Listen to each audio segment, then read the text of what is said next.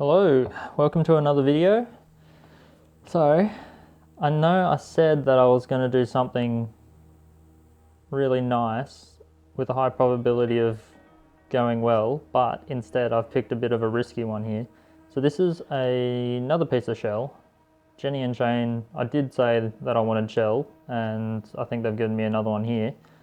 So you can see here, all around the piece, there is this millimeter thick color bar on this top surface here. I mean, it's a very good color bar. It's got some serious color, that's for sure. It's just whether or not I can manage to cut something with such a thin color bar. It's going to be some delicate work, and hopefully it continues under this section that I can't see through.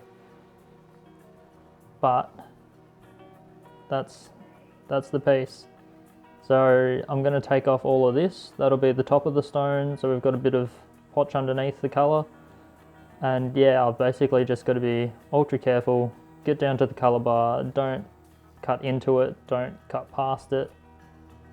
It's a fairly high risk cut, this one. So yeah, it's not an overly large piece of shell or anything like that either. I mean, you've got my fingers here. We can give it a quick look.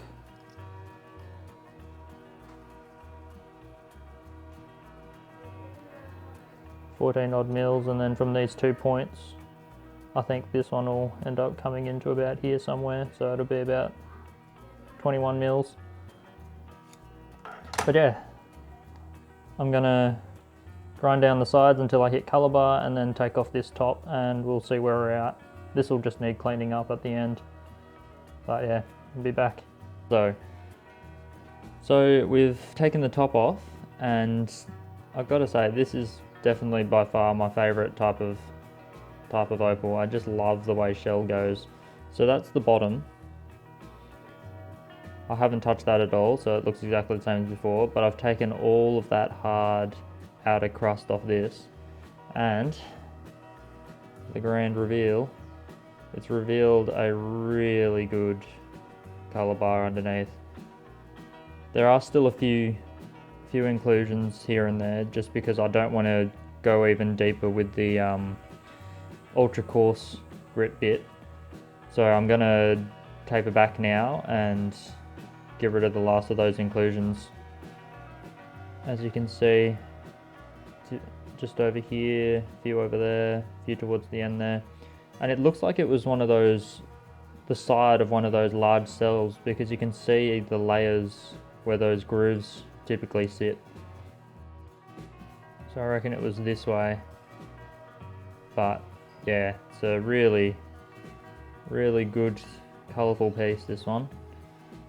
So I picked a bit of a risky one, but it's turned out to be quite a good one, and it's got a little bit of the entire colour range as well.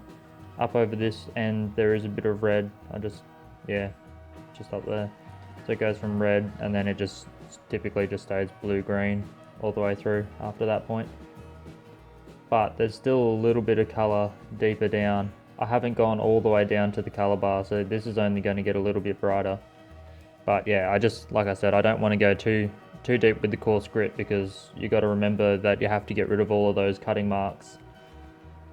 If I can get right in close with it focusing. See, look, those cutting marks are pretty aggressive, so I've got to take off all of that. And by the time I take off all of that, I'm planning to be just about on the colour bar. You can see here that there's colour hidden underneath there. And yeah, a lot of these inclusions I'm going to try to get rid of with the finer grit. And then we'll be on to the Nova points, and we'll polish it up, see how nice it looks. The back I'll tidy up a little bit as well. But yeah, I'll try to emphasize the grooves, because they need to go down a bit further. And then yeah, we'll get a nice side shot of a shell, I reckon, and it should be pretty colourful. So I'll be back once I've taken out these inclusions and started grinding away with the Nova tips. I might come back before that if there's anything interesting to show, otherwise I'll go straight through and do those Nova tips as well. Just doing the full range of them, so from, what am I doing? I'm doing from about 300, so the 280, through to the 3000, which is the rose one. Got the brown one there as well. So yeah, I'll go through and do that and we'll have a look at how it turns out. As you can see, off camera, some decisions were made. So the piece isn't of huge quality, so what I decided to do was cut off those two top and bottom bits of the shell. They've still got a little bit of colour, not a lot, as you can see, but a little bit. Same for this small one. Not overly exciting, the small one. I don't know why I've actually kept it, but it'll be important for a future video that I'm planning on doing. Actually, all three of them will be saved at this point for a future video. So here's the main piece. So it does have incredible color. It's fairly thin. As we saw, the color bar itself was pretty thin to begin with, so that's not a surprise. And it does have quite a few inclusions within it, so it's not going to be a really nice high quality gem, this one. So what I'm actually going to do at this point is save these three pieces. This one's actually fairly large, and I'm going to save them for a future video where I go into looking at making opal doublets, and that's something that's pretty common with a lot of this shell material. Because the color bars are so thin, half the time what people will do, if it's not an intact shell or semi-intact like this, it's just a chunk of the side, what we'll do is we'll clean it up like this, rub it down, and then from this point then create a doublet, which basically means you put a black backing material on the back, and this is done through a whole heap of different means. Some people use black opal potch, or some create their own. What I'm going to try to do is look at this recipe where people create their own backing using some black colouring of whatever they can, maybe some black charcoal or something, and mix it in with epoxy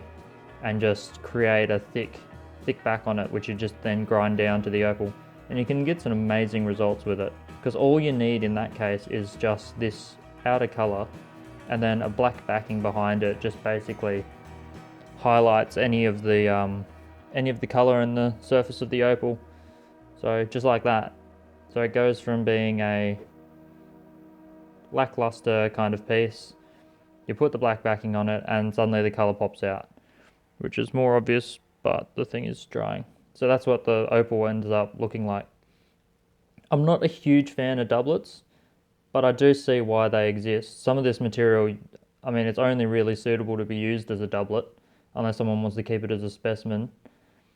And also doublets, as soon as you do that doubleting, the price drops down dramatically, because you know you're not getting a lot of opal and it's not of gem quality. So it does affect the pricing, but at the same time, there's not much you're going to do with these kind of small pieces that have a whole heap of colour, but I mean, you can't really make too much jewellery out of something like this. There's a couple inclusions there that I think I can still get out, but at this point I'm going to leave this, and we'll make a future video on exploring a few doublet ideas. So yeah, that'll be that. Hopefully for the next video I'll go and pick a better bit of rough that might actually give us a reasonable gem, but for now I'll see you next time.